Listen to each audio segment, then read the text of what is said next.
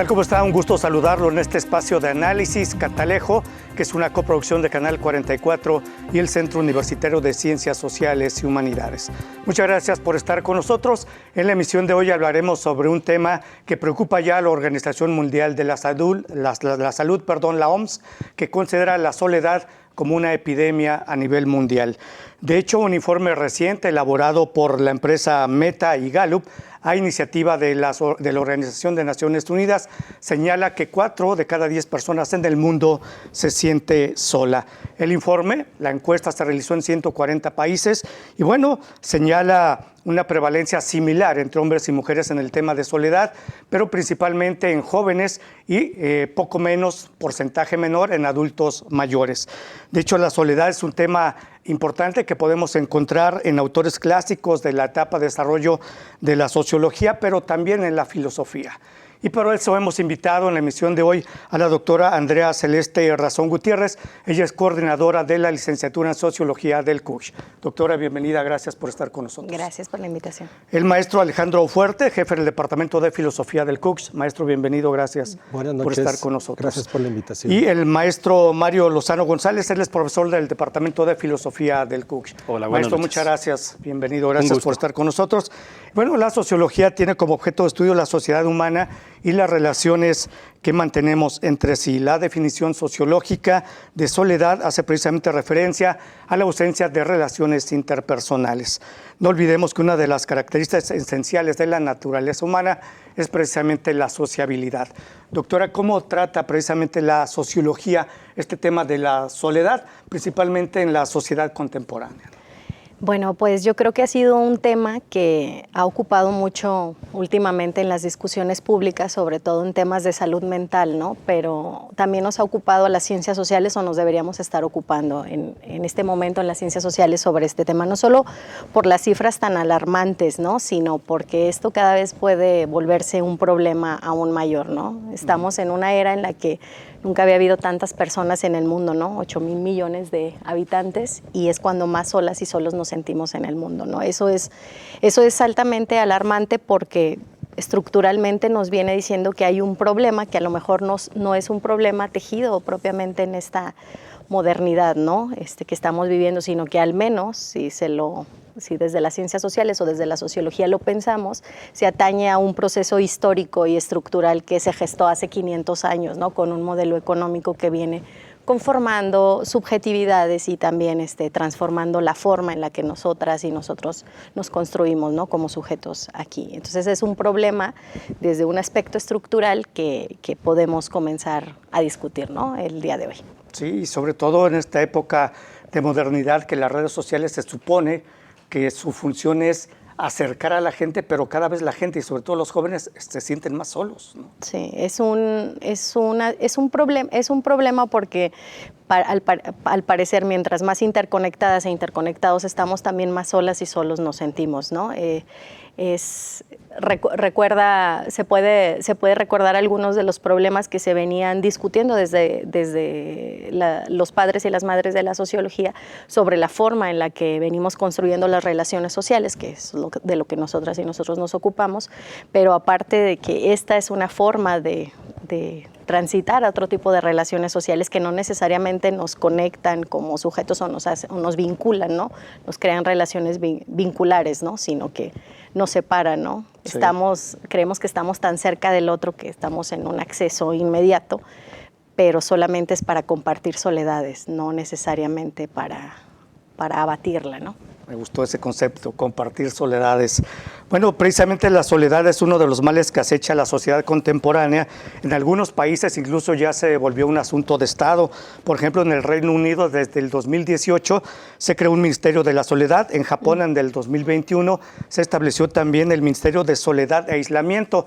En España, el 27% de los adultos mayores pues se sienten solos, están solos prácticamente, no reciben visitas en meses y además no tienen a quién contarle los días que pasan ellos en soledad.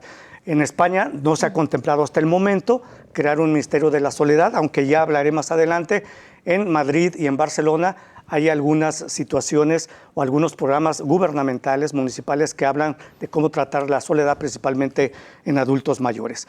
Bueno, soledad y filosofía también han estado siempre unidas. Los grandes pensadores invitaron desde la antigüedad a retirarse del mundo para poder pensar con claridad y solo después salir a él para poder apreciarlo y actuar con plena conciencia. ¿Cómo trata la soledad la filosofía, maestro Alejandro Fuerte? Bien, yo voy a abordar primero este tema desde Nietzsche, en el libro Así habló Zaratustra. Como usted bien señala, los filósofos necesitan de la soledad. La soledad no es un mal para un filósofo. La soledad puede ser una condición para pensar. De hecho, Zaratustra, que es el protagonista del libro de Nietzsche, se aleja del mundo, se aleja de la sociedad y se va a la montaña. Dice Nietzsche que Zaratustra se retira por 10 años y que una vez ya tomado la distancia del mundo, elabora su doctrina. Posteriormente baja otra vez al pueblo y empieza a proclamar pues, su doctrina sobre el superhombre, donde le dice a la multitud que el hombre es algo que debe ser superado. Y entonces Zaratustra empieza a hablar del superhombre y lo opone a lo que él llama el último hombre. Esa terminología de Nietzsche, curiosamente, se puede fácilmente adaptar a nuestro presente. El último hombre equivale al hombre masa, al hombre inmerso en los medios de comunicación, al hombre inmerso en las redes sociales. Y lo curioso es que Nietzsche dice así exactamente en Zaratustra: el mal amor a vuestra propia persona convierte vuestra soledad en una prisión. Así sintético. Entonces, ahí el asunto es si las personas están en un estado de soledad.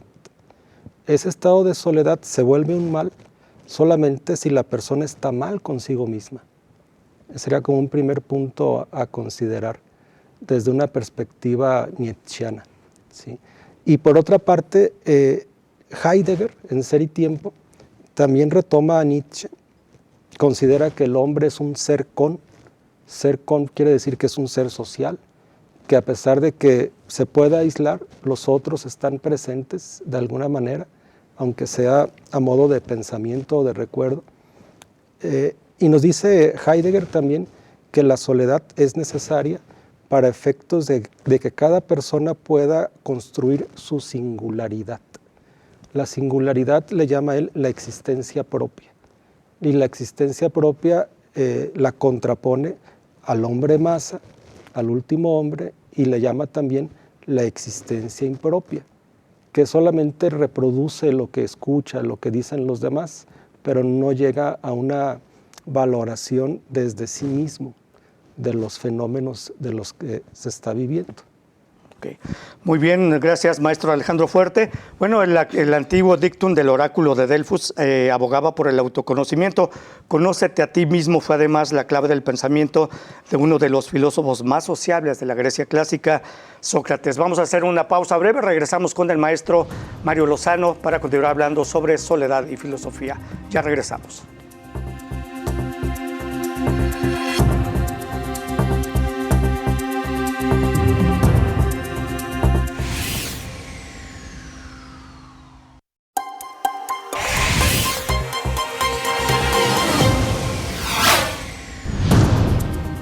Bueno, gracias por seguir con nosotros en Catalejo. Bueno, ya mencionaba precisamente a Sócrates, que decía, conócete a ti mismo. Sin embargo, también en el banquete de Platón, el mismo Sócrates experimentó numerosos momentos de arrobamiento, de aislamiento, en el aislamiento interior, en la más absoluta soledad, en los que parecía acceder a estratos desconocidos de la verdad. Maestro Mario Lozano, ¿qué nos comenta al respecto? Quería hacer algunas acotaciones al respecto. Sí, quisiera complementar lo que nuestros compañeros han dicho. Me encantó la intervención de nuestros dos compañeros, la doctora Celeste, el maestro Alejandro Fuerte. Dijeron, creo que temas bien interesantes que van a ser complementados con lo que yo quisiera decir. Aunque soy filósofo, también soy psicólogo y yo quisiera más bien aportar esa parte que complemente a lo que han señalado nuestros compañeros. Es sorprendente cómo la psicología, que es una ciencia que surge en 1879 en la Universidad de Leipzig, cuando se monta el primer laboratorio experimental de psicología científica con Wilhelm Wundt, no se había investigado el tema de la soledad. O sea, la soledad era un tema privativo de filósofos. Eran los que fundamentalmente razonaban sobre este. No será sino hasta 1973 cuando se publique el primer texto de estudios de psicología con enfoque ya clínico sobre la soledad de parte del autor R.S. Weiss. ¿Sí? Estamos hablando de casi 100 años, tuvieron que pasar desde la fundación de la psicología, 1879, hasta 1973, cuando Weiss publica este texto. De ahí en adelante, ahora sí, se agolparon las investigaciones sobre el tema de la soledad que tan abandonada, tan sola estaba, la soledad misma, por los propios psicólogos, ¿no? En 1978, en la Universidad de Los Ángeles, California, en la UCLA, se desarrolla la primera escala de actitudes para medir, para cuantificar la soledad. Es algo interesante. En psicología clínica, cuando se habla de soledad, casi siempre se piensa en la connotación negativa de la soledad, no en la connotación positiva de la que hablaba el maestro Fuerte, que es muy valiosa también. La soledad que dice Nietzsche que necesita el filósofo o que necesita una persona para poder profundizar en su parte espiritual. Normalmente cuando hablamos de soledad en psicología casi siempre nos vamos a referir a tres factores, tres propiedades. Por un lado tiene que ser una experiencia subjetiva, que no se debe confundir con el aislamiento físico, porque el aislamiento físico podemos tenerlo y aún así no sentirnos solos. De hecho hay personas que buscan el aislamiento físico a propósito para poder, replantearse muchos temas de su propia vida, para poder hacer una búsqueda interior espiritual, para infinidad de cosas. Entonces tiene que ser una experiencia subjetiva, así lo vería la psicología. Además, tiene que haber un componente de displacer, tiene que ser algo desagradable, normalmente ansiógeno, que dé lugar a la ansiedad. La gente asocia mucho soledad con depresión y es más común que la soledad nos provoque ansiedad que a que nos provoque depresión. Un tercer factor es justamente el que tiene que ver con una deficiencia en las relaciones interpersonales deseables por la persona. El nivel de deseabilidad de las relaciones interpersonales no es igual para todos, ahí está la parte subjetiva. Algunas personas para sentirse plenos, realizados, realizadas, satisfechos, satisfechas, necesitan mayor convivencia con los demás, pero hay personas que no lo necesitan tanto. Entonces son esos tres aspectos: subjetividad, displacer y deficiencia en las relaciones interpersonales deseables por la persona. Y a partir de ahí, pues se han elaborado diferentes definiciones teóricas de lo que es la soledad y a la fecha hay mucha investigación. Hoy estamos viviendo, dirían muchos autores, el siglo de la soledad, siglo XXI. Sí, una epidemia de la soledad, según lo dice la OMS. Bueno, el sociólogo Emil Durkheim en su obra El suicidio se refiere a la soledad precisamente como condición significativa del siglo XX, y el suicidio, dice él, es la expresión definitiva de la soledad humana. Doctora, ¿qué nos comenta al respecto? Justo en este tenor que comenta el profesor, yo creo que en la sociología justamente el caso, por ejemplo, de Durkheim e incluso el de Marx podría ser analizado desde su categoría de la anomia, en su concepto de la anomia. Podríamos profundizar y problematizar, pero quien sí lo ve como un síntoma y como un problema en su libro, en su investigación, que el suicidio básicamente es un trabajo de investigación, ¿no? Donde recupera todos sus planteamientos teóricos. Aquí justamente es la soledad del síntoma, ¿no? Es un problema, ¿no? Se vuelve la soledad una enfermedad, una patología social en la medida que orilla al sujeto al suicidio, ¿no? Y la anomia es un problema, ¿no? Es un problema para esto. Hay otros autores, ¿no? No solamente el caso de Durkheim, que lo ha analizado, ¿no? Marx se puede pensar con la alienación, se puede pensar a Lipovetsky, a Simmel, podemos pensar también el caso de Bauman, ¿no?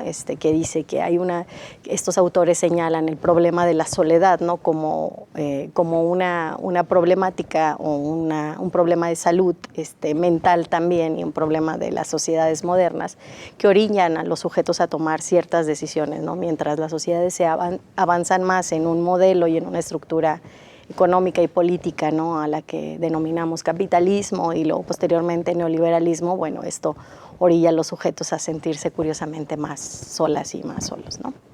Gracias, doctora. Bueno, de hecho, el alemán Georg Simmel, como menciona la doctora, él dice que la soledad, tal y como estudia en la metrópolis y la vida mental, se acentúa en el entorno de la multitud metropolitana, ¿no?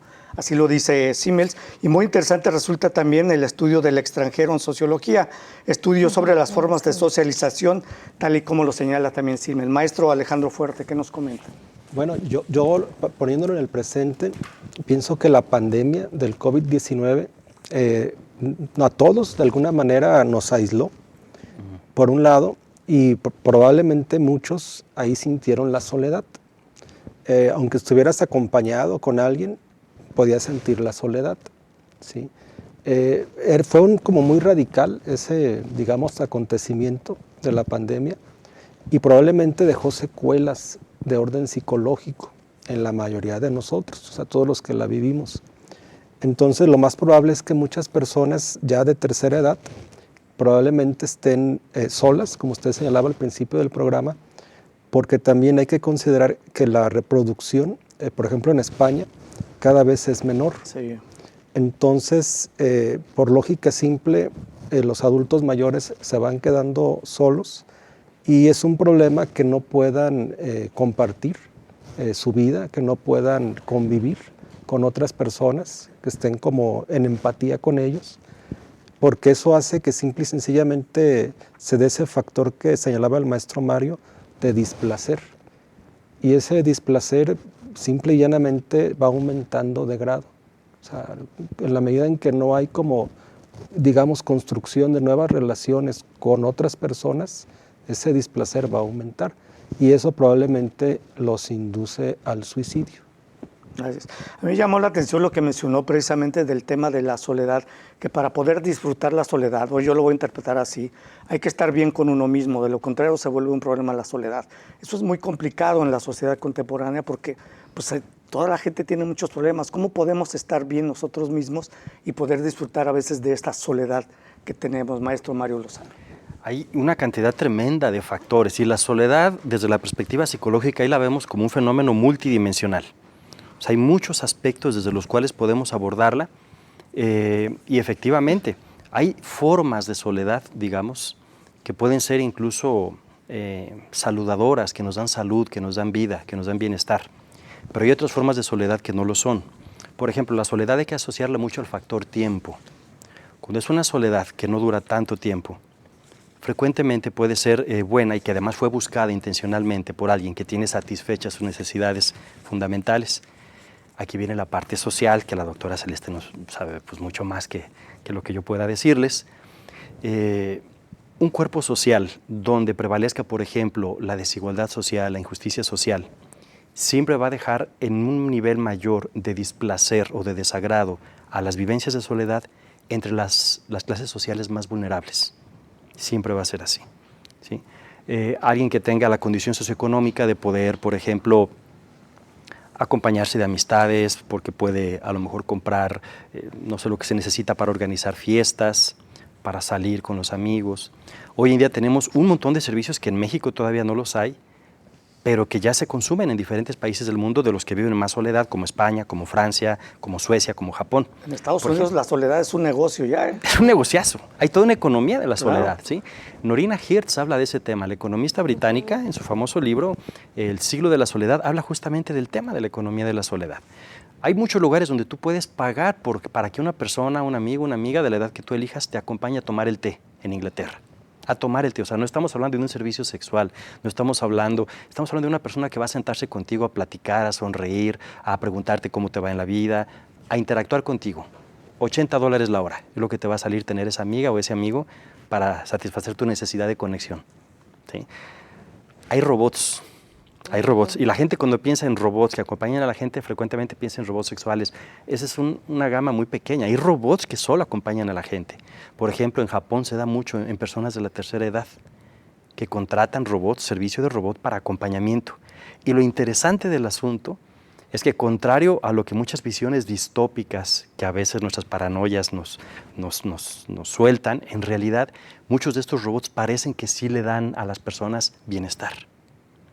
El hecho de que un robot esté programado para que sea empático, para que sea agradable, para que te escuche, para que sea capaz de interactuar contigo respetando los turnos del habla, hace que la persona se sienta acompañada realmente. Entonces, hay reportes de mucha investigación psicológica donde la gente se siente bien conviviendo incluso con robots, lo cual tiene su lado bueno y su lado malo, ¿no? Pensamos, me hace pensar en series como Black Mirror, ¿no? ¿A dónde nos llevaría esto? Entonces, sí hay varios factores. El factor tiempo, yo quiero destacar eso. O sea, una soledad muy prolongada no es recomendable. Desde la perspectiva psicológica se ha visto que suele hacer daño. La soledad prolongada se asocia con accidentes cerebrovasculares, con enfermedad cardiovascular, con ansiedad, con depresión, con altos niveles de cortisol. Es más, fíjense nada más el dato. Una soledad prolongada hasta cáncer puede causar sí. el mismo daño que te causaría consumir 15 cigarrillos diarios.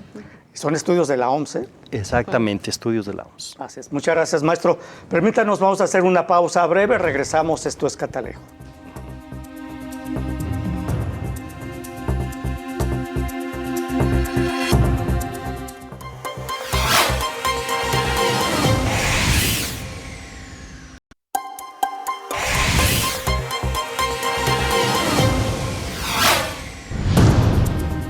Bueno, continuamos en Catalejo. Gracias por seguir con nosotros. El tema es la epidemia de la soledad en la emisión de hoy. Bueno, en 1949 se publicó La muchedumbre solitaria. En esta obra, el sociólogo y psicólogo estadounidense David Reisman presentó 3 tipos de carácter social: dirigido por la tradición, dirección interna y dirigido por los otros. Bueno, este es un libro que habla precisamente sobre el tercer tipo de carácter social. Habla de la soledad y, bueno, interesa para la metáfora de la soledad contemporánea. Es lo que escribe presidente Reisman en este libro. Doctora Celeste Razón, ¿qué nos comenta al respecto?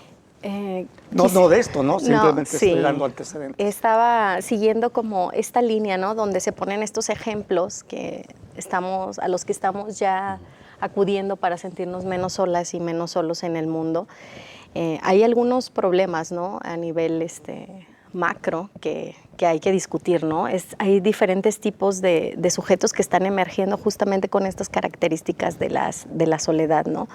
Los hikikomori en Japón, por ejemplo, que son estos jóvenes que se terminan aislando por meses o años en sus cuartos y no salen de sus habitaciones, ¿no? Que solamente las familias van y les llevan la comida al cuarto y entonces esto como si estuvieran recluidos. Totalmente, sí, y no quieren salir. Entonces, algunos estudios, o sea, que se han hecho respecto a esto, incluso por eso se crea el ministerio, ¿no? de la soledad en Japón, ¿no? Para atender eso, y algunas organizaciones de la sociedad civil, incluso para atender a estas personas a las que se les estimula saliendo de su casa, se les dan algunos cursos gratuitos con tal de que salgan una vez al mes de sus casas o cada 15 días a tomar los cursos, ¿no?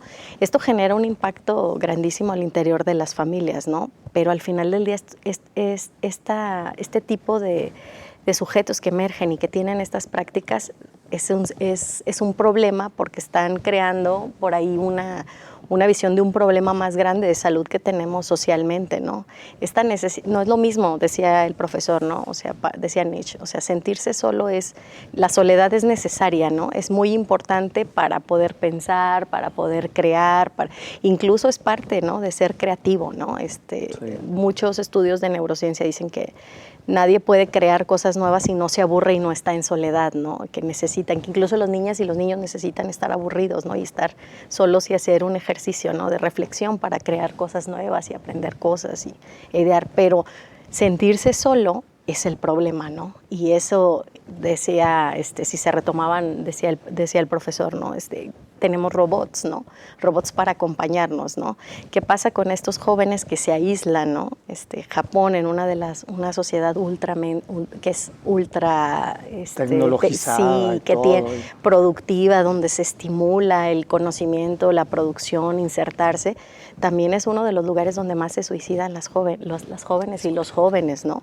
Y esto no puede ser, no es un aspecto individual solamente, ¿no? Del sujeto, de ellos como individuos. Es un problema social, ¿no? Y es un problema en todo el mundo. Hace poco estaba revisando la encuesta que hicieron sobre la felicidad, paradójicamente, ¿no? Que hablamos del tema de la felicidad desde la filosofía, sí, aquí lo tocamos. O sea, y que decía, México es uno de los países más felices, ¿no?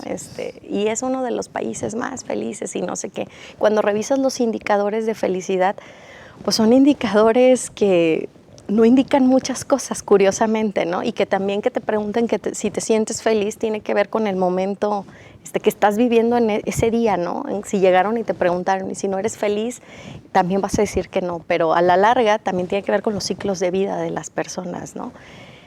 Hay podrían ponerse muchos ejemplos con respecto a esto, pero sí nos atañe como una serie de aspectos distintos, ¿no? Que tiene que ver no solamente con el aspecto social y psicológico y médico, ¿no? Ahora la neurociencia habla sobre esto, el tema del cortisol, ¿no? O sea, cómo la soledad genera muchísimo cortisol y el cortisol pues provoca muchísimas enfermedades, ¿no? Y lo que quería mencionar también antes nos fuimos a corte, pero también vivir en soledad acorta la vida. Sí. Lo iba a mencionar usted. Sí, sí. Vivir en soledad nos hace vivir menos, estar menos aquí en el mundo. Digo, al final del día nadie vamos a salir vivos de acá, ¿no? Pero vamos a vivir menos, ¿no? Y aparte vamos a vivir con una calidad de vida aún peor, ¿no? Que, bueno, tiene que ver también con otros aspectos socioeconómicos, ¿no? Que podremos hablar después. Uh-huh. Bueno, en las sociedades contemporáneas la soledad se muestra también de forma subjetiva, como ya mencionó el maestro Mario Lozano. Y bueno, de hecho, en el ensayo del mexicano Octavio Paz, El laberinto de la soledad, también ya habla de esto. Dice, aquellos estaban solos, sin embargo, no estaban solos. Estos tienen compañía, tanto real como virtual, esto entre paréntesis, y siempre se sienten solos. Eso decía Octavio Paz en el laberinto de la soledad, maestro Alejandro Fuerte. Bien, yo voy a continuar con Heidegger, sí. Porque al inicio de este corte se inició con una idea relativa como a la soledad en masa, así lo podríamos enunciar, la soledad en masa. Entonces Heidegger sin ningún problema nos puede como explicar un poquito el asunto. Heidegger, como señalé, distingue existencia propia y existencia impropia. Él establece la soledad, o sea, como un punto de partida para poder dirigirse a la existencia propia. E introduce otro concepto, es el concepto de la angustia. Ese lo retoma de Kierkegaard. De hecho, hay un libro que se llama así, El concepto de la angustia, de Kierkegaard. Entonces, para Kierkegaard, ahí, lo primero es que la angustia es condición de posibilidad de la libertad. Solo en la angustia el hombre puede determinar para qué, hacia dónde, o sea, para dónde se va a dirigir existencialmente. Tiene que decidir.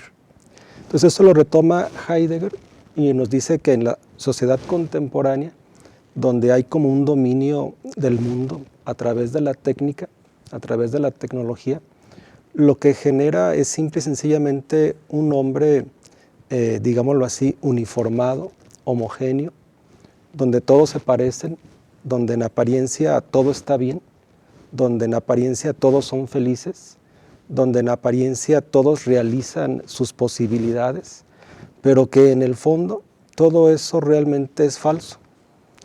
Y eso nos explica muy bien el tema de la soledad. No, y explica muy bien el tema de las redes sociales, porque ahorita que estaba mencionando eso, así es el mundo de las redes sociales. Todo mundo cumple sus posibilidades, sus metas, sus sueños ahí, ¿no? Exacto. De hecho, Heidegger en su libro Ser y Tiempo utiliza un concepto que en la vida cotidiana nosotros no empleamos.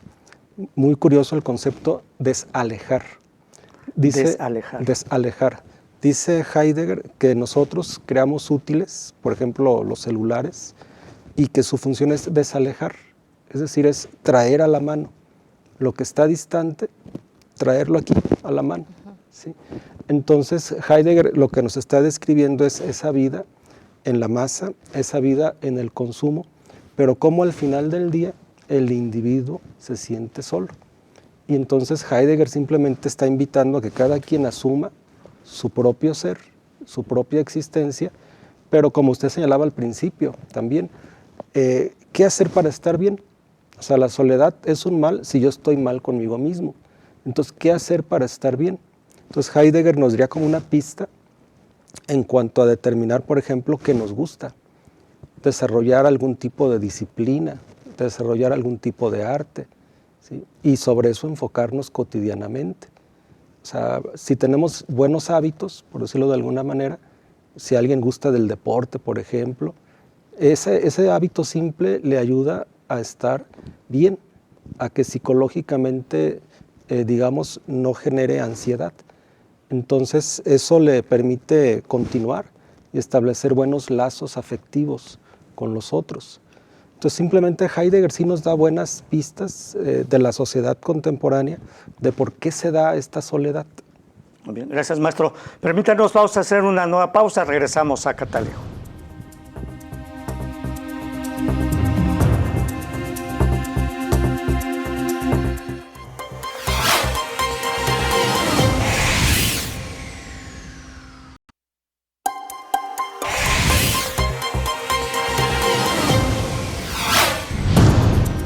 Gracias por seguir en Catalejo. Maestro Mario Lozano, ¿qué nos comenta al respecto? Mencionaba sobre el tema de la soledad como negocio. Bueno, quiero mencionarle que en Guadalajara ya también hay un restaurante, no voy a mencionar nombres, está ubicado en la Colonia Moderna, que también organiza cenas, se les llama speed dates, citas rápidas, para conocer gente, y bueno, 200 pesos.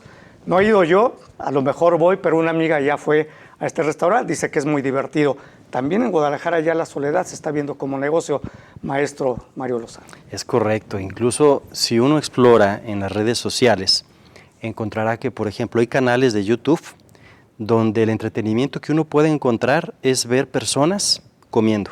O sea, tú activas alguno de los videos y algunos de los influencers más notables en YouTube son no sé, individuos a lo mejor de China, a lo mejor de Japón, donde están ellos alimentándose, comiendo algo y voltean a ver a la cámara y platican un poco contigo y tú puedes interactuar con otras personas.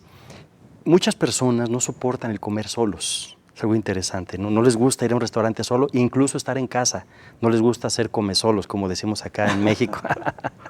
Entonces, se ha encontrado que efectivamente activar YouTube y ver ese tipo de canales donde una persona está comiendo y aparenta estar interesado en ti, platicando y demás, alivia sentimientos de soledad. Sorprendente, les digo, es como estar viviendo ya de Black Mirror entre nosotros. La necesidad de estar acompañados es tan grande en países como Japón, que precisamente hay ahorita un fenómeno entre los adultos mayores, sobre todo entre las mujeres adultas mayores, de cometer delitos menores. O sea, Japón es un país que tradicionalmente tiene una idea de la unión familiar muy amplia, muy grande, donde al adulto mayor se le trata con veneración, con respeto, y siempre va a ser parte del núcleo familiar. Pero esta tradición japonesa cada vez más se está disolviendo, se está perdiendo. Los jóvenes están empezando a desinteresarse por cuidar a la abuela, al abuelo, al bisabuelo, a la bisabuela. Entonces, hay una tasa altísima de abuelos y abuelas que se sienten solos. Más o menos las 2/3 partes de los adultos mayores de Japón se sienten muy solos. ¿Qué están haciendo muchas mujeres japonesas de la tercera edad? Van a alguna tienda, roban alguna prenda. ¿Para qué? Ya se lo han de imaginar, para ir a la cárcel. Porque allí en la cárcel van a sentirse acompañadas. ¿Sí? Lo están haciendo a propósito muchas mujeres en Japón. Increíble. Qué tema tan conmovedor, ¿no? Tan fuerte. Sí. Sí. Muchas gracias, maestro Mario Lozano. Bueno, de hecho, el sociólogo polaco Zygmunt Bauman utiliza un término que define el pensamiento. Y bueno, él califica la modernidad, a la vida, el miedo, el amor a los tiempos actuales. En la carta 2 de su obra, 44 cartas desde el mundo líquido, de la soledad masificada, Bauman señala 2 problemas con relación a la soledad contemporánea. 1, todos los individuos están solos aunque se encuentren en medio de la masa, ahora digital y virtual. Y 2, la multiplicación de canales y formas para establecer interacciones inmediatas y superficiales impide a los individuos la experiencia de la soledad fecunda y buscada. Doctora Celeste Razón. Es muy interesante esto que comentas de Bauman, porque justamente él hace dos análisis, el tema de la soledad líquida y de la soledad masificada, dice Bauman, ¿no? Y con el tema de la soledad líquida lo platicábamos antes de entrar al set, ¿no? Es este tema de la inmediatez, de este mundo interconectado, ¿no? Tú te sientes sola o te sientes solo, entonces inmediatamente tomas tu teléfono y a través de las redes sociales te conectas con otra persona y platicas con otra persona, ¿no? Compartes las soledades ahí, ¿no? Pero el tema de la soledad masificada es que esto no es único y exclusivo de unas cuantas personas, ¿no? Unos cuantos sujetos o en una sociedad en un momento determinado, sino que se extiende en la gran masa de la sociedad y en todas básicamente en todas las culturas, ¿no? Hay algunas excepciones con algunos sujetos, ¿no? Que podríamos pensar o analizar históricamente. Pero lo que sí es cierto es que la soledad líquida, que lo mencionaba Bauman así, ¿no? Se construye a través de esta inmediatez, estás solo y vas, ¿no? Y compartes estas soledades con otras personas y al final nunca dejas de estar solo porque el aparato, decía el profesor, ¿no? El aparato te acerca pero también te aísla, ¿no? Sí. Al pensar que tú puedes estar tan fácil en contacto con las personas también se vuelve impersonal, ¿no? Este encuentro cara a cara deja de serlo.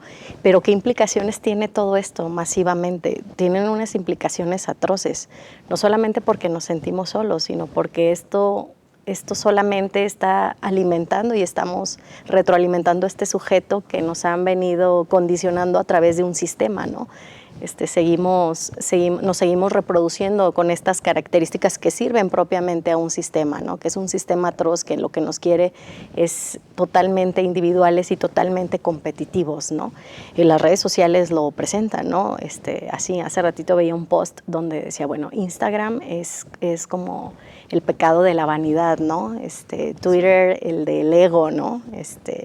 Y este tipo de plataformas lo que hacen es volver a la intimidad un espectáculo, ¿no? Aunque atrás de eso, pues no haya quien verifique. Si uno quiere hacerlo, ¿no? Sí, claro, sí, pero al final del día caes en esas cosas porque estás condicionado, ¿no? A entrar en ese intercambio, ¿no? Es muy raro que en generaciones de personas jóvenes no tengan redes sociales, ¿no? Y quien no las tiene seguramente está sufriendo algún tipo de soledad o está viviendo alguna condición que se nos está escapando por ahí, pero todas y todos están interconectados. Incluso si ustedes revisan los Instagrams de los adolescentes y de los muy jóvenes, de las personas jóvenes, sus Instagrams tienen muchos seguidores, tienen algunas historias arriba fijas y todo su cuadro está vacío. O sea, ya no se usa tener fotografías ahí puestas, ¿no? Sino cosas inmediatas que se ven como historias en la parte de arriba. Eso también nos habla de este tipo de inmediatez de lo que queremos compartir, ¿no? Pero bueno, al final del día es un sujeto que se está creando, ¿no? Todo el tiempo y que está sirviendo también a un sistema, porque ese sujeto sirve a ese sistema. El sujeto solo sirve al sistema, ¿no? Le proporciona fuerza. Muy bien. Gracias, doctora. Maestro Alejandro Fuerte.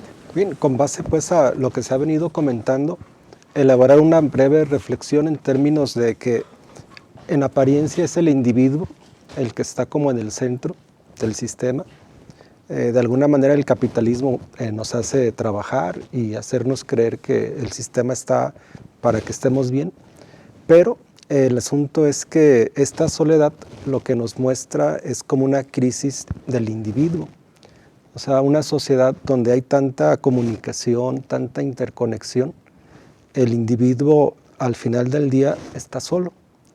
Entonces significa, dicho un poquito hegelianamente y marxistamente, que estamos enajenados, que hay una parte de nosotros que no está satisfecha en ese ser exterior. Estamos continuamente dirigidos hacia los otros a través de estas redes, pero nuestro ser interior está, digámoslo así, sin atención. Entonces es como un problema ya estructural, como bien se señalaba, de parte de la doctora Andrea, problema estructural del sistema, y que nosotros como seres humanos tenemos que modificar en todo caso esa estructura, porque no podemos seguir bajo esa inercia. Sí. ¿Cómo podemos hacer para eso, maestro? Dejar de estar enajenados. Pues yo supongo que primero sería adquirir conciencia de que estamos siendo condicionados a actuar de cierto modo a través de las redes, por ejemplo. Yo diría librarnos un poquito de las redes. Librarnos de los algoritmos, ¿no? Sí, porque de alguna manera somos muy transparentes a través de estas redes.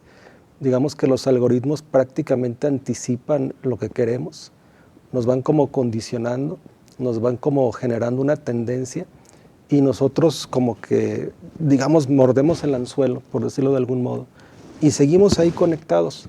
Entonces yo pienso que es más práctico como personas tener otros hábitos, o sea, simplemente otros hábitos, hábito de lectura, hábito de ejercicio, hábito de tener amistades, de salir con ellos y simple y sencillamente de manera un poquito natural y espontánea se arregla esa soledad.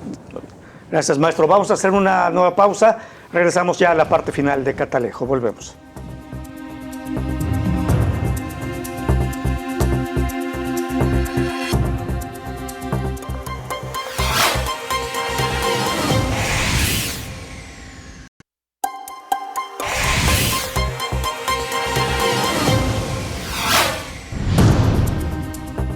Bueno, gracias. Llegamos a la parte final de Catalejo y bueno, nada más me gustaría escuchar sus conclusiones desde el punto de vista de la sociología y la filosofía de este tema de la soledad, que bueno, da para mucho para hablar, no solo un programa, quizá 2 o 3 programas, pero es un problema contemporáneo, la sociedad contemporánea, que cada vez aumenta más y principalmente, además de adultos mayores, en México ni se diga, pero en los jóvenes va aumentando este problema de la soledad, ya sea por voluntad propia o porque estamos inducidos a estar solos.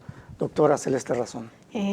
Yo creo que es una situación muy alarmante, ¿no? La que estamos viviendo. Decía el profesor, bueno, ¿cómo podemos dejar de estar enajenados o viviendo esta inercia, ¿no?, de soledad y estar inmersos en esto? Yo creo que es un problema que sí tiene un orden estructural, o sea, nos condiciona para hacer ciertas cosas y aparte lo alimentamos con ciertas acciones, ¿no?, que nos mantiene así.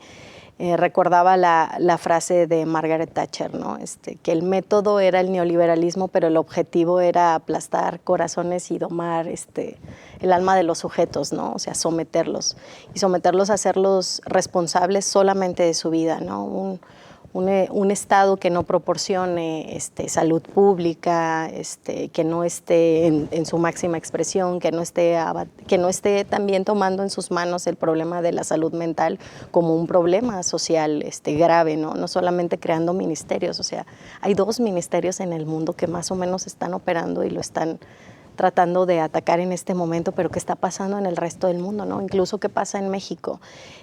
Si se busca, no hay, por ejemplo, no hay ni siquiera, o sea, no hay una política pública sólida que esté, porque los estados no se están ocupando de eso, ¿no? Y al no ocuparse de eso, pareciera entonces que no es un problema y que no existe y que donde se tiene que resolver es por parte del sujeto, ¿no? O sea, es una política totalmente neoliberal. Yo no lo abato, yo no lo protejo, yo no lo resuelvo, entonces son los sujetos los que se deben hacer cargo de sus propios problemas, ¿no? Y al final del día, pues no se pueden hacer cargo porque hay una serie de otros problemas de las que también se tienen que hacer cargo, ¿no? La salud mental es muy costosa. En este país, y yo creo que en todos, es muy costosa. O sea, que tú puedas pagar un psicólogo, que puedas pagar un psicoanalista, que puedas ir al psiquiatra, o sea, no es parte de esa canasta donde podemos acceder todas y todos, ¿no?, para esto.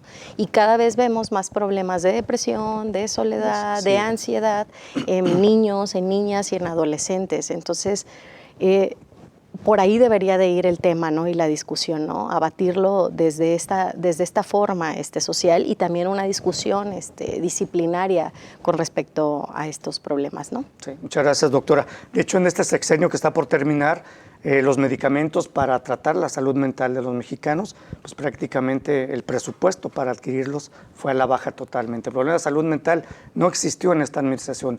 Maestro Mario Lozano, sus conclusiones sobre. Sí, hay varios niveles desde los cuales se podría trabajar, se está haciendo ya un poco, con diferentes niveles de éxito en el mundo, sobre el tema de la soledad, ¿no? Está, desde luego, el estilo propiamente neoliberal, responsabilizar al individuo y tú hazte cargo de tu vida y tú tienes que resolverlo. Algunos enfoques psicológicos son consecuentes con este estilo, ¿no? Ve a psicoterapia y a través de la psicoterapia vas a tratar de organizar o reorganizar tu cognición, tu gestalt para poder percibir de manera más positiva la experiencia de vida que tú tengas.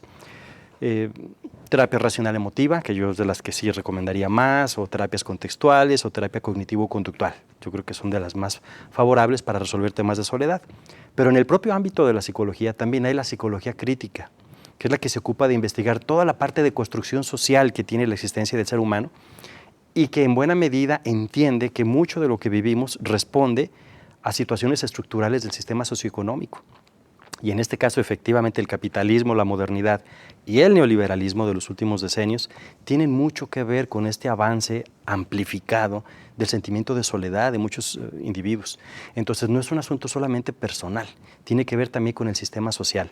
O sea, los gobiernos, por ejemplo, tendrían que rescatar cosas que ya se han hecho bien en el pasado, por ejemplo, el tema de las bibliotecas públicas.